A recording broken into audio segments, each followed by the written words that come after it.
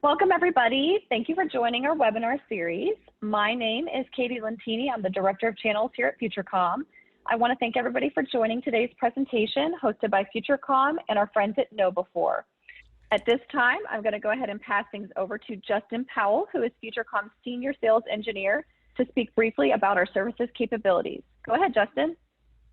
Thanks, Katie. Good afternoon, everybody. Thanks for joining us today. As Katie said, I'm Justin Powell, Senior Pre-Sales Engineer here at FutureCom. I do want to take a second for those who are new to introduce a little bit about FutureCom in case you don't know. We were established in 1991, so we've been around in this space for quite a long time. We're headquartered in Grapevine, Texas, which is in the Dallas-Fort Worth Metroplex, just actually by the airport. And we focus on what we call the 3 C's. It's cybersecurity, consulting, and cloud. And if you've worked with us or taken a meeting with us, you've seen this diagram before. Normally it's printed out, and I call it our cheat sheet because it's the equivalent of our sales presentation, because what this diagram shows are the various areas where we provide products, services, solutions. And I want to touch on something I don't think I've really touched on it that much in the other webinars. I don't use the term reseller. It's not a term that's in my vocabulary because I don't think there's a lot of value to reselling things. When I talk about what we do, I talk about us being a solution provider. And what I mean by that is that we're not just trying to sell you a box. We're not just trying to sell you some sort of technology. What we want to do with our customers is to understand their business, understand their needs, and come up with solutions that meet those needs. And what I mean by that term solution is it's some combination of technology, services, as well as potentially consulting, maybe managed services, and I'll talk about those here in a minute. But it's the combination of those things that deliver the results that our customers are looking for. That's what we're focused on. So I want to talk a little bit about that, and I'm going to do this very quickly. I think I only have four slides here. I've cut it down, so we'll keep it short. We live in a world that is increasingly complex from a technical perspective. As we started this webinar series, we were all getting used to, quote, working from home. And now I don't even think about it. It's just what I do. It's the new normal, right, in our daily lives. But from an IT perspective, I work with customers every day who are still trying to figure out, okay, how do I secure this new weird hybrid environment where all of my users are dispersed? They're on a crazy number of devices. Data can live in a data center or in the cloud or even in somebody's, PC on their desk at home. How do we deal with that from a security perspective, from a performance perspective, from a monitoring perspective? And we're consistently having those conversations with our customers because, of course, they're dealing with that complexity because we do live in that complex world. But you add to that this second idea that there's definitely a labor shortage, and I'd say in general there's an IT labor shortage, but it's especially acute in the cybersecurity side of businesses in the U.S. 62% of U.S. organizations say they're understaffed. It takes some number of months to fill cybersecurity positions, and oftentimes what we're finding is that they're either never filled or they have to be modified. The position request has to be modified to fit the available labor, right? Somebody might not have the skill set you're looking for. Maybe you have to develop that internally or work with a partner such as FutureCom to acquire that skill set. Not to be the bearer of bad news, but it doesn't look like it's going to get better anytime soon. There's a projection that there will be about 2 million people short from a cybersecurity perspective by 2022. And that number 2022 seemed way far in the future. And when I originally put this presentation together, now it seems much, much closer. So, we're not going the right direction. So ultimately what that gives us this fundamental challenge, right? There's increasing complexity, there's resource constraints, and then as with any business, there's a time imperative. You have to get things done, on an annual basis, quarterly basis, before your next report to Wall Street, whatever it is. There's definitely a time imperative. So what IT folks have to sign up for is this idea that they've got to resolve more risk, they've got to do it faster, and they've got to do it with fewer resources. Not probably the best job description in the world. There's not a ton of people that are signing up saying, hey, that sounds great. I'd love to do that. And so that's where we come in, or that's where we try to help our customers. And I'll just build that out and talk about this real quick. Because again, we're not just trying to sell you a widget. We're not trying to sell you a box. What we want to do is understand you, understand your needs, understand your business, and then knowing what we know about what we're good at, figure out, hey, are there ways that we can help you, whether it's design or architecture at a high level, or maybe it's a regulatory compliance need, best practice. And I'm not going to read all these to you, but you get the idea. This is just a very brief summary of some of the services that we offer. And so we'd love to engage with you on those. In addition, maybe you have some ongoing quote services needs where you say, hey, I don't want to manage my firewalls, or I don't want to take the time to manage endpoint security. Those are types of solutions that we can provide a fully managed service package for you. So again, guys, I just want to thank you for joining us today. Thanks for listening to my spiel about FutureCom. And I want to introduce our next presenter, James McQuiggan. He is the Security Awareness Advocate for KnowBe4. So James, all yours. Great. Thank you very much, Justin. I appreciate that nice little video that you introduced with FutureCom. Anyway, today I'm real excited here to be able to talk to all of you about the 5 biggest threats to digital supply chain. It's just kind of my fancy way of how we need to address the digital supply chain that we're all dealing with, whether we're providing a service, we're the vendor, or we have vendors and third parties that we're working with. So just real quick, really quick, I'm just going to throw this up here. That's me. You've heard what I do, Security Awareness Advocate with KnowBe4. I'm not a salesperson. My role as a Security Awareness Advocate is to advocate the need of security awareness out there. I do it through this position that I have with KnowBe4. I did it before when I worked for a little German company called Siemens for 18 years.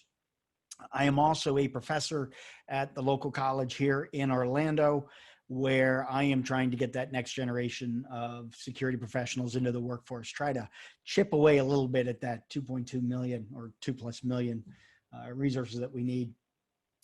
I'm on Twitter. I do a lot of tweeting. I do a lot of sharing, retweeting on Twitter. It's one of my main resources of information. You are welcome to follow me on there. It's my first name _ my last name, and then my email address. And this information will be up at the end as well. Really quick, again, about KnowBe4. We are the world's largest integrated security awareness training and phishing assessment platform. We're based out of Tampa Bay. Essentially, our mission is to make sure that we can enable your employees, people that work in your organization, to make those smarter security decisions every day, whether that's making sure you're not clicking on links, opening up emails, falling for phishing scams, social engineering, those kind of things.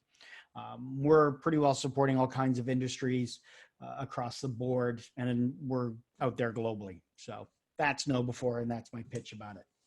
What I want to put to you is kind of I don't expect anybody to answer this question. This is just sort of for all of you to think about as we go through this presentation.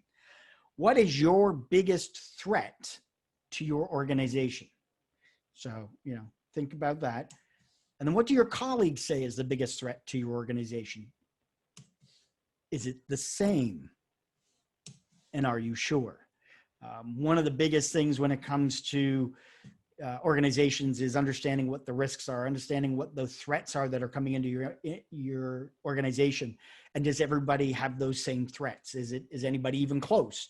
And that's always a common thing that we end up seeing a lot with a lot of organizations. IT may say one thing, accounting may say another, the CEO may say something else. So it's always important to make sure that, in your organization, people understand what your threats are to your organization. So talking about supply chain, the supply chain stuff is really tricky. And this came from Mr. Elon Musk himself. He was at a conference and he was talking about trying to get parts from Mexico that were coming across the border. It was the material that was going in the back of the Tesla. I think it was in the trunk. And as it was getting to the border, it ended up being in the middle of one of those gang wars that are going on down there. And the truck ended up getting all shot up. And of course, then DHS had to get involved. custom border controls got involved, and it took weeks for them to get the truck with all that material they needed for the trunk to finish the Teslas. That himself delayed the supply chain for them. Granted, it was a materialistic one, but you may have a vendor that may run into a security issue with their digital equipment, with their software, that may end up being a delay. So as Elon put it, this stuff's really tricky. So to break it down this afternoon over the next 3.5 hours and 200 slides that I have, no, before Katie's eyes get too wide. No, pretty well the next half hour. And I think I've got 45 slides. I'm going to go over and talk about securing your critical data. Why is that important? Look at third parties and suppliers and vendors, and how that impacts your organization. I'm going to talk a little bit about compliance. We're going to talk about protection from theft and piracy, not privacy, piracy, and then adding in the human element to it. So essentially that adds up to be the 5 risks for your supply chain: your organization's critical data, third-party and weak links, tracking compliance with Excel, theft, tampering, and piracy, and then, of course, your employees.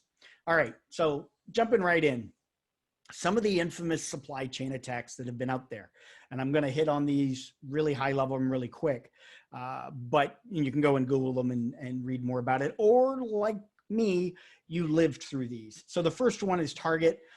They got breached by their HVAC company, their heating, venting, and air conditioning company. That company had been breached through a phishing scam, and the cyber criminals were able to work their way through that network, discovered the connection over to Target, got into Target, saw the flat network there, got to the POS machines, stole all the credit card information. Right around Thanksgiving time is when that attack happened. Made it really uncomfortable for folks around that Christmas shopping time. CEO, CTO ended up losing their jobs because of it. Home Depot, another one, stolen third-party credentials, gained access through a vendor, and then ended up stealing credit cards. And Home Depot happened shortly after Target as well. OPM, anybody from the military, anybody that's worked in government, has had to submit information to the Office of Personnel Management within the government. There were 2 breaches with this one, but again, this was happening originally through Keypoint, a government contractor that were doing background checks. The cyber criminals got in through there, then into OPM, set up camp, and were in there for quite some time. Then we have ME-Doc, which was not Petya. This was documentation software. The cyber criminals got into that software and planted the malware and data that they need to be able to gain access to all the computers of anybody that was doing it through a update of ME-Doc. That's where it ended up coming through. And then finally, Lenovo, they had a adware that ended up getting snuck into their systems through Superfish software, which was then loaded into the Lenovo laptops from about August 2014 to 2015. So these all came through third-party companies or software. So, and these are very popular brands. A lot of them are still, in operation today, but they took a really significant hit through their third-party suppliers and vendors. So 78%, kind of an interesting number, but this represents an increase in supply chain attacks that happened in 2019. A lot of these were based because of the Mage card attacks. They were getting in through a third-party component of a website where Mage card did their attacks, and then they were stealing credit card information through that. But that was where they'd noticed a lot of those increases, but that showed a significant increase in that. All right, so kind of laid the groundwork. Let's talk about securing your critical data. And when we talk about critical data, what we're looking at is, those crown jewels, the golden nuggets, the secret formula that's in your company that makes what your company is, the product that you're selling or a service that you're providing, whether it's a thermal coating on a blade that's used in a gas turbine, or it's the Coke formula, whether it's that specific formula that what makes that cola taste so good that gets locked away. When we look at fried chicken, there's a certain organization with its 11 herbs and spices that they're protecting to make sure that that doesn't become common knowledge. But then we think about a hospital. What is the critical data that's for them? So within your organization, if you don't already do it, these are certainly the things that have to be thought about, because you have to, for me, one of the primary rules of security, cybersecurity, is you've got to know what you have so you know how to protect it. So whether it's a Coke formula, a fried chicken recipe, or patient medical records within a hospital organization, whether it's for school, it's student records and PII. If you're in finance, the accounting records that you would have, understanding what it is that's important to the organization. So then how do we protect that? A lot of that's going to come from asset identification. Again, you got to understand what systems you have in your network, and then how that needs to be protected based on your classification levels, based on a business impact analysis, conducting those through the various departments, trying to determine, okay, what is critical within this department. If they lose this, that they can't do the work they need to for 3 days, 5 days, or however long it is. And then putting the protections that are around that. That decision on what's important, again, is going to end up coming. InfoSec is going to be doing a lot of the legwork, auditing teams, IT, legal gets involved because they always do. And then the C-suite, the C-suite has to have a say in on that. But determining what is of the business importance. Can you lose your, internal chat program for 48 hours because of something else goes on? If you lose access to the internet, how bad is that? So depending on how much your business relies on the cloud, and a lot of those decisions and what's going to make that important come down to revenue. What's critical to your operations. Do you have PII? Because if you've got people accessing or storing information of people from the European Union or California, there are privacy laws that are now in place, and there's other countries that are coming along as well. Are there regulations that you have to deal with as well? Whether, credit card information, hospital information, if you're in the electricity industry, there's a variety of other regulations that are out there.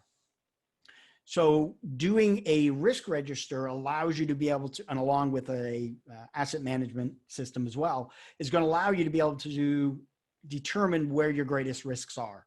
Looking at the various attack vectors, looking at threat actors, tabletop exercises, so you can figure out, okay, with this particular attack vector, this could really cause us some damage. How are we protecting that?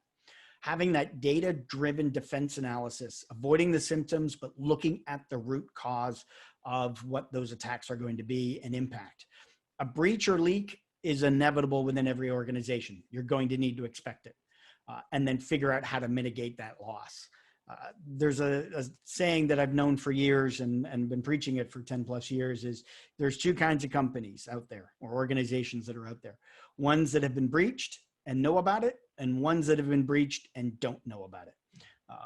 But considering threat modeling exercises are a real benefit to figuring out what those different vectors are, and then storing all that and tracking that in your risk register, reviewing that on a regular basis, and having a look at what your risk position is, gives you a better aspect within your organization of how much risk you're taking on. How do you mitigate that? Can you transfer any of that? All right. Now we talk about the fun stuff. Now we talk about third party and suppliers, because we're dealing with a lot of those. Pretty well everybody deals with a third party supplier in some way or manner, or you're a third party vendor to somebody, to an organization.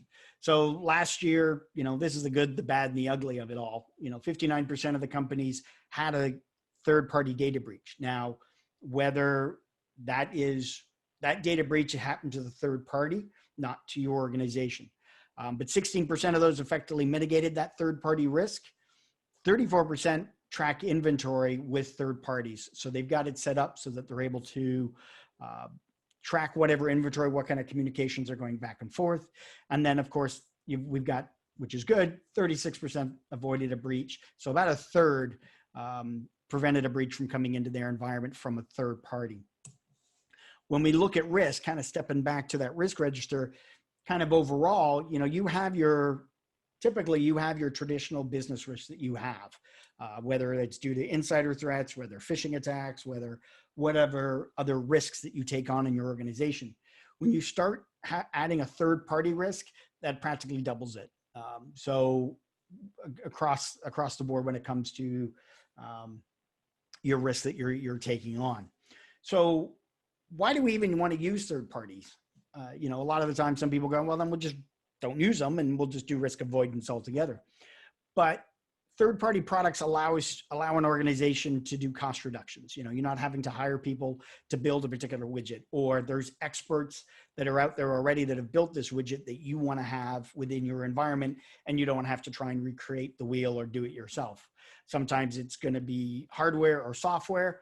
The cloud is a perfect example of that. And then once you have that, if you're bringing hardware or software into your environment that's coming from a third-party vendor, and they're providing you a service, what kind of access do they have? Is there machine-to-machine communication? Is there data going back and forth that they're getting that they can do analysis on and make sure that, if you're in the manufacturing, that your SCADA systems or your manufacturing equipment is running properly? Is there interactive user access? And this is always a big key thing, because now you're going to have people from outside of your organization come into your network. How do you handle securing all of that? There was even a situation with a particular motherboard company where they had a driver that was for their motherboard that had a security flaw in it that allowed attackers to come in and drop ransomware, but the motherboard was no longer supported, and the motherboard organization wasn't going to fix it. So basically, you as a owner, if you had these particular type of motherboards, I'm not calling them out here, you can easily go search them, but the particular company, if you were an organization that had these, you either now had to deal with mitigating the risk of that type of attack, or you had to get rid of them. So those were things to consider. So when we look at the supply chain, just kind of a high level, everything from getting from materials or infrastructure as a service or some type of service being provided to you, coming into the enterprise, there could be physical disruption, tampering going on at the factory or back in development, where you could have malware installed. You could even deal with insider threat with that third party, or even in your own organization. We heard, if you heard in the news a couple of weeks ago with Tesla, where there was the Russians tried or paid somebody $1 million for that person to bring in a USB flash drive to hook into their systems so they could gain access to it. There's that insider threat.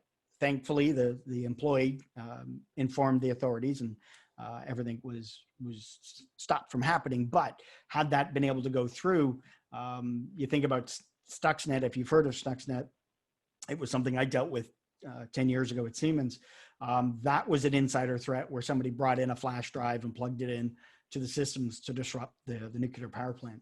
And then, if it ends up impacting the business, well, then it impacts your customers. And if your customers are your business and they're unhappy, that damages reputation, possible loss of revenue. So it kind of makes things come to light very quickly.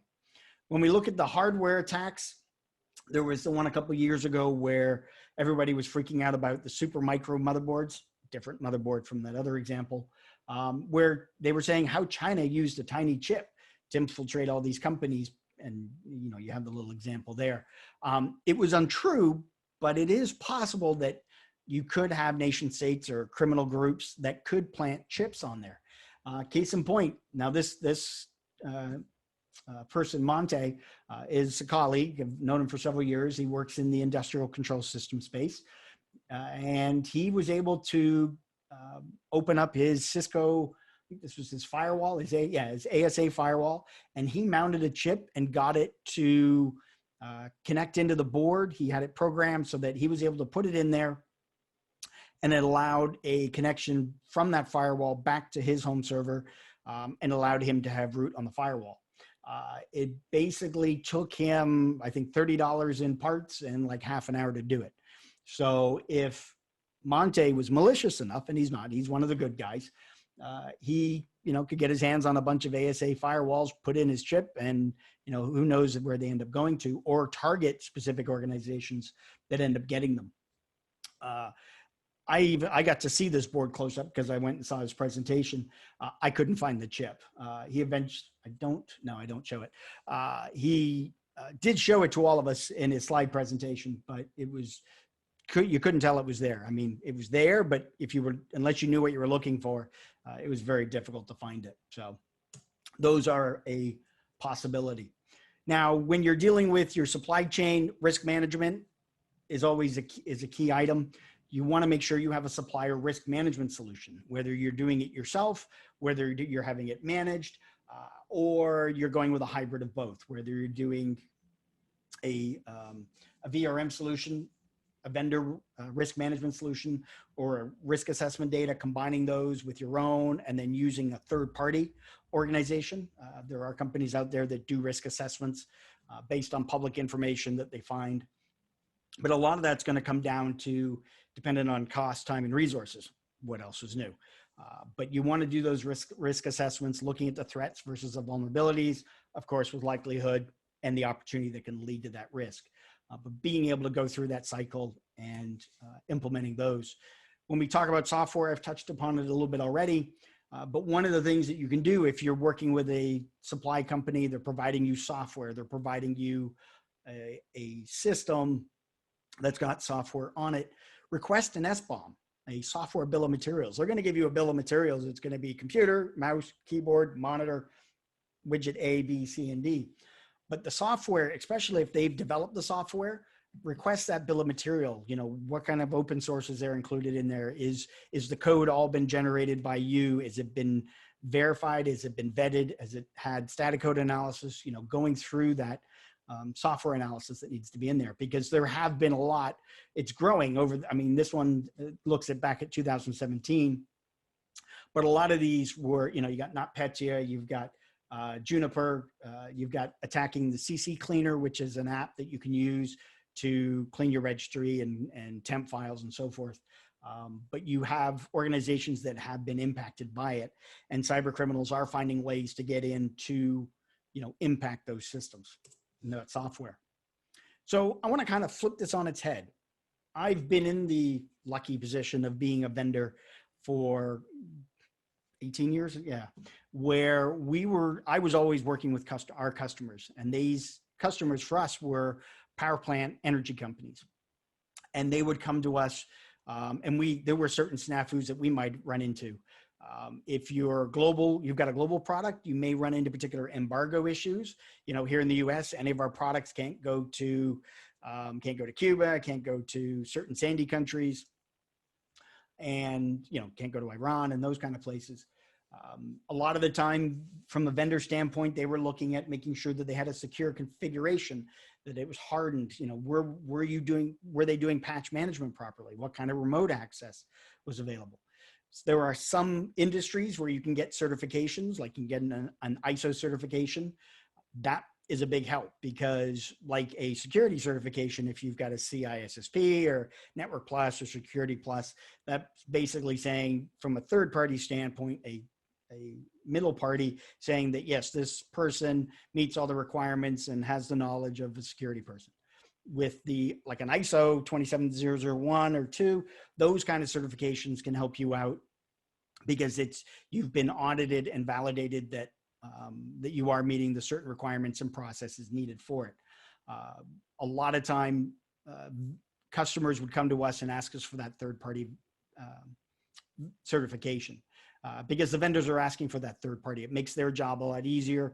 But if the vendor doesn't have it, then you've got to go through a whole process of questionnaires.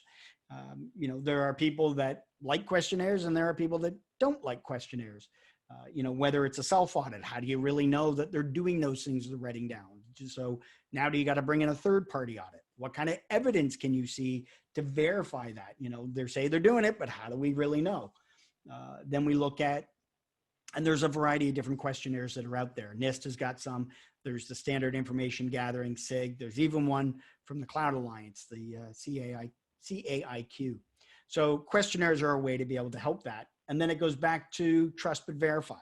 You know, a lot of things in this industry, you know, we get information, we get data, we get systems, This one particularly talks about business email compromise, but it's the quote coming from the FBI that, you know, the best way to avoid being exploited is to verify the authenticity of the information you're getting. And if you can verify that through policies or a certification, that makes your life a lot easier. One of the things that we do have at KnowBe4 is our KCM tool, KnowBe4 Compliance Manager. One of the capabilities in there is our vendor risk management tool. I wish I had this when I was working at Siemens. It would have made my life a lot easier, but they've got a whole thing in there where you can manage your vendors with through the questionnaire process, how many they've answered, how many they haven't, and so forth. All right, let's talk real quickly about compliance and specifically GRC, governance, risk management, and compliance. And we've touched upon the risk management already, but essentially governance provides the ability to monitor process towards company goals, you know, making sure that we're doing what we're saying we're doing based off our policies. Risk management, making sure that we're mitigating the risks if we're not able to meet certain things. And then the compliance, supporting, you know, complying with whatever our internal policies are with regulations. Now, essentially, you could look at it as three different types of compliance. You could have one where there's no process, and that's been known to happen. Other times you've got Excel and Outlook, you know, you're doing tasks through Outlook and tracking it all in a spreadsheet. Other times you get into ticketing systems and document management where you're tracking all of that through a central platform. So through governance, real quick, just to kind of deep dive a little bit, but not too much, your governance is going to be based off internal policies, standards that you may be having to comply with, or regulations that are laws and statutes. You may even have particular contract agreements that come in. These are all things that feed into what your governance program is going to be. Your risk management, you know, you're looking at asset management, you're looking at the different types, the regulations, having to track and implement those different risk programs. And they all link back to the business and how much can you automate of that? And then what's the risk if you're not meeting that requirement? Is it a fine? Is it slap on the wrist? Is it you're out of business? And then when you have your compliance, you're looking at your monitoring, assessing, doing the audit. So checking to make sure it's being done, verifying that it meets the requirements, and then it's being reported internally. So whether C-suite or regulatory, or even back to your customers and vendors. So within the KCM, there is the compliance module. You're able to track the different controls or the requirements, document them, have a process attached to it, and then upload evidence associated with that. It makes it a lot easier. And that's all available in the KCM tool that we have. All right, protection from theft. And when we talk about theft, in my field and a lot of things we deal with, that deals with ransomware. And ransomware has been extremely rampant since, this really kicked up in November, where now what they're doing, you've got particular cyber criminal groups that are now exfiltrating the data out. They get into your network either through phishing or misconfigured systems. They get in and steal your data, encrypt your data, hold your data for ransom. You got 3 days to pay us. If you don't pay us, we're going to release your data out into the environment. And if they've gotten your intellectual property data, then that kind of leverage that you have as an organization goes out the door as well. And now you're really put in a sticky spot. 20 billion is expected the cost that it's going to end up costing a lot of folks. 141,000 is the average cost. Already here in 2020, it's already been up 715% reports of ransomware in organizations. 760,000 is kind of your average cost to remediate an attack if you get hit with ransomware. And that's kind of the cost, your recovery costs, if you have to hire a third-party company in there as well. 75% of the companies that were hit were running anti-malware, had up-to-date endpoint protection on their systems. And 34% of the business took longer than a week. A lot of the time folks say that if you're down for more than 3 days, you're going to go out of business. And these folks are taking, a week or so. So some of the successes, 73% of cyber criminals succeeded in encrypting the data, but 94% of those got their data back after paying the ransom, something we kind of don't recommend you do, but organizations have. 84% have insurance, and then 64 had insurance that actually covers the attack. So ransomware as a service. This, we have, your cloud environments, which are infrastructure as a service. You've got, all these other as a services. There's even ones out there for ransomware where there's different price models. You can have, pay for a subscription rate, the different splits that you're going to end up doing. It's a whole industry of cybersecurity criminal professionals that are out there making money off of this. Essentially, you need to think of ransomware as a data breach. They're getting in, they're stealing your data, they're maybe installing other ransomware. Public shaming has been going on, threatening some of the victims' computers, like doctors' offices have been hit, and then they go after the patients, asking them to pay as well. Fear not, well, fear anyway, but one of the things we've put together with KnowBe4, another cheesy plug, this is free, _free, where we have a hostage ransomware rescue manual. It's got all information about how to deal with, how to get ready for one, what happens if you get hit by one, and so forth. Lastly, I just want to touch upon the human element because insider threats are always an issue. Your people, your process, and your technology come into play, with regards to your supply chain. Make sure people are aware, have security awareness programs, have presentations kind of like this, checks and balances with the CFO, CEO, with regards to business email compromise, making sure money's not going out the door. The different policies. Your technology is going to help you track compliance, your risk, and then your vendors that you have, and possibly email filtering.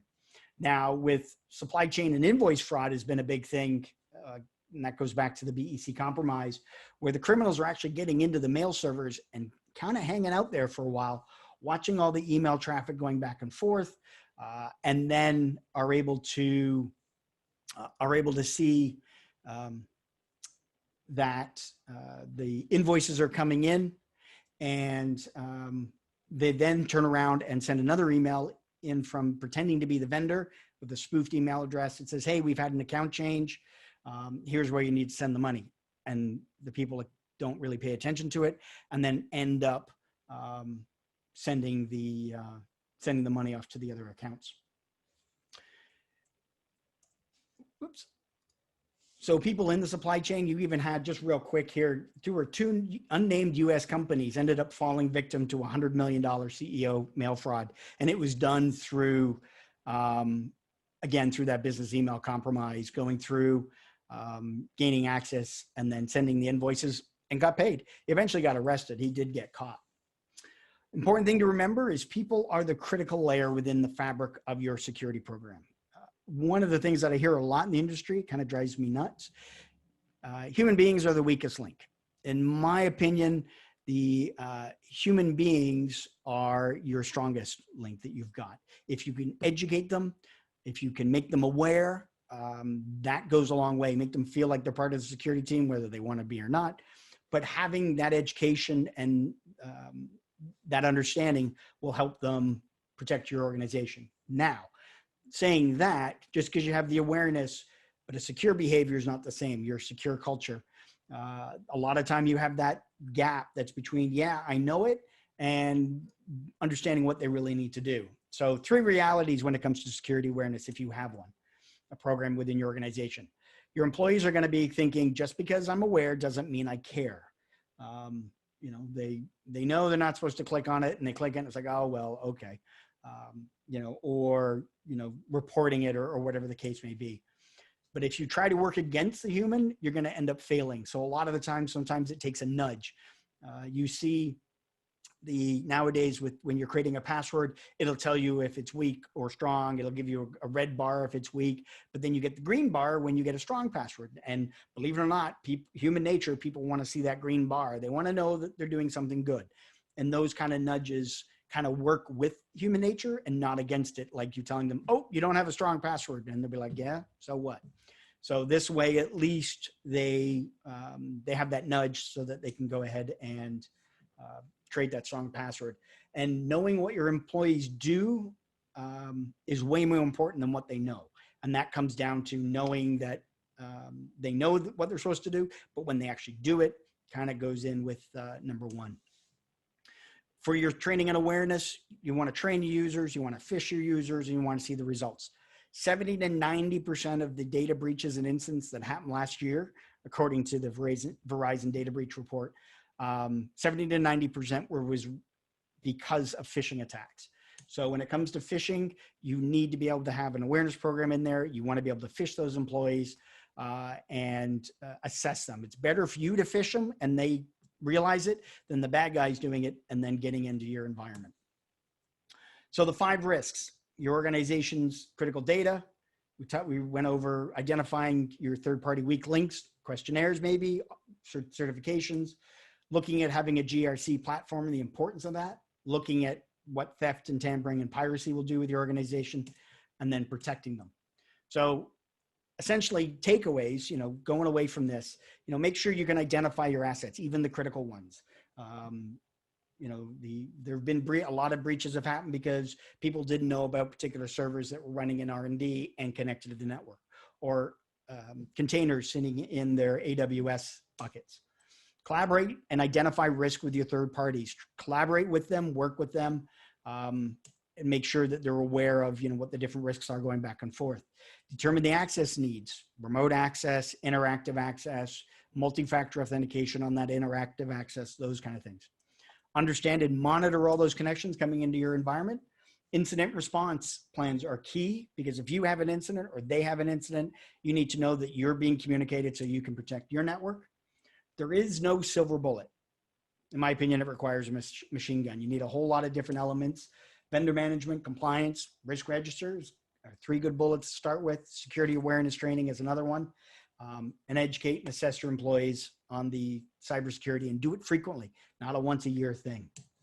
Real quick, in the slide deck, which we made available to everybody, I've got links to information that I pulled in that I think is beneficial regarding best practices from NIST, the ransomware hostage manual. There's 2 books here that I've used for information in this presentation, both for transparency. Both are KnowBe4 employees, but both these books are fantastic with the information coming back. And then a list of, we actually have a whole slew of great free resources when it comes to checking against BEC compromise, domain spoof tool. You've got, heck, you can even do a free 100 user phishing assessment to see how aware your folks are, and then a slew of white papers. I do believe we're going to have some questions, and Katie, back over to you. Thank you so much, James, and to Justin for your information and your presentations today. I think it was really valuable, and maybe some things people hadn't heard or thought of before. This does conclude the presentation portion of our webinar. So we are going to travel down to the Q&A portal and address any questions that we have for our speakers. If you think of a question during this time, either from your own or maybe somebody else's question sparks something in you, continue to keep adding them until we're through with all of them. And I will go ahead and get started, y'all. So we have, do you feel that efforts for increased efficiency contributes to the fragility of the supply chain? So, when you're putting a lot more spotlight on your vendors, when you're inquiring a lot more with them, you're looking for those certifications, or you're wanting them to get those vendor questionnaires in there. I don't think it contributes to fragility. I would say it strengthens it. You want to make sure that you understand what's coming in your environment. Now, when you're working with companies like Microsoft, or if you're using Google Suite, maybe they're not going to let you access to certain aspects. But when you're dealing with certain third parties where, they've got a particular widget or a product they've got, you want to make sure you're working with them so that you have an understanding of what's coming into your environment, so that you're able to mitigate any type of risks that are coming in there. So I think, honestly, I think it strengthens it more than, weakens it, in my opinion. Or at least that's how I took the question. Hopefully that's what they were looking for. Thanks, James. And yeah, I think it answered it, but if for some reason it didn't, then feel free to type back into the Q&A portal for who asked that. Okay, here's another one. Is there a way to verify that there are not malicious chips on our devices? Yeah, so with the regards to the firewall that my friend Monte messed around with, a lot of those have stickers on them that that are very sensitive. They can't be removed because it ends up leaving part of it behind. One item that you can do is do what's called a chain of custody. They deal a lot with it in forensics. I'm starting to see a little bit in the supply chain discussions where if something is being shipped from location A to your facility, have a chain of custody. The unit itself is sealed, but then it's either in a sealable bag, and of course it's going to depend on the size. But if you're able to put it in an environment where if it's tampered, like a tamper-proof tape or something that allows it to be tamper-proof, and that chain of custody that goes along with it, that somebody's signing off on it every single time it transitions from one company to the next, because now you're dealing with shipping as well and everything else. But a chain of custody is one way to make sure that there aren't any malicious chips being put on there. But originally, we're end up kind of doing that risk mitigation that we get from when we're getting circuit boards from China that are going into Cisco products, for example, or particular motherboards. There really isn't an easy answer on how to spot the malicious chips. But if from a business standpoint, it's all about doing the due diligence and mitigating the risk that you get, if you're unsure about particular products. But there isn't, unfortunately. I wish there was a little device that you could just hook up and go, "Oop, malicious chip on board," but unfortunately, I haven't come across one. Wouldn't that be nice? Yes. Yeah. All right. So here's another one we have for you is how do you get C-levels to acknowledge the importance of this training? My favorite question. When it comes to the C-level, a lot of the time it comes down to talking their language. I get, a lot of folks, that are, security officers or analysts or working in an organization that are doing IT and having to do the security part. And you've got somebody that comes along and goes, "Hey, you got to do security awareness. You got to be able to protect the organization and your employees."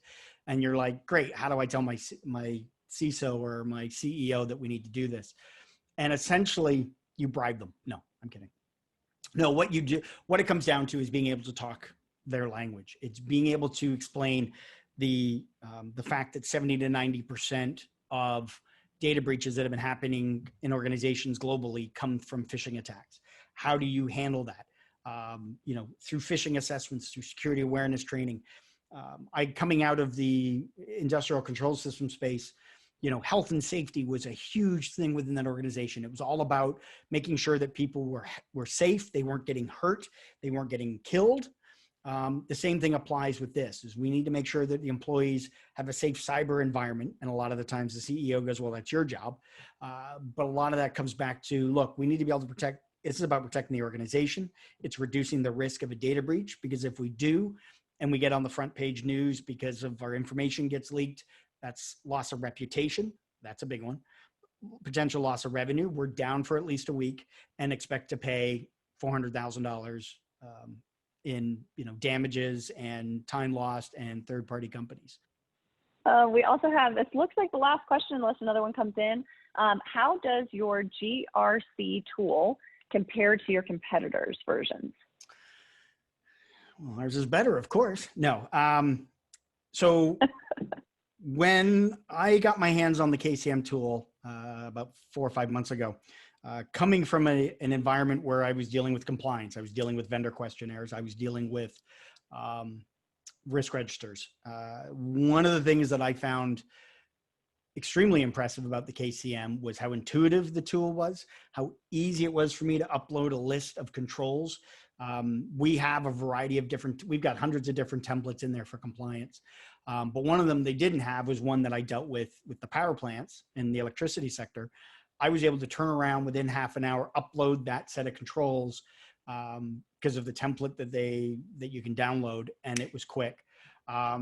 With regards to vendor questionnaires, it's great because you can send it out, send out a link to the questionnaire.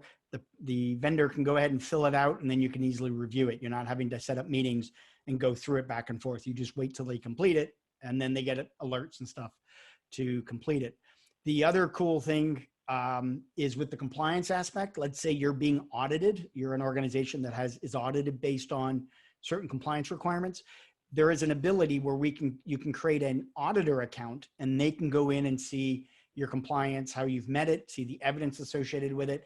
So from a COVID standpoint, now they don't have to come to your office. Now they don't have to travel. They're a lot happier, most likely sitting in their office or at home to do the audit of your environment. So also, I know that our return of investment, and this is, kind of the marketing word here, but the return of investment on our KCM tool is extremely fast. From the costs and stuff that I've seen, you're going to want to talk to the folks, the KCM folks at KnowBe4, but our return of investment on it is very, very quick. Thanks. No, it looks like we are out of questions on here. Again, if anybody thinks of something in the meantime or starts to kind of take a look or do some research on your own and would like to meet with us more in depth, then we have contact information here on your slide. I think most of you have my contact information anyway. So if you miss this or if you forget about it, you can always contact me and I will get you to the right person. So we have answered everything. I want to thank Justin and James again for their time and their presentations today. But other than that, I just want to tell everybody thank you and stay safe, stay secure, and enjoy your evening.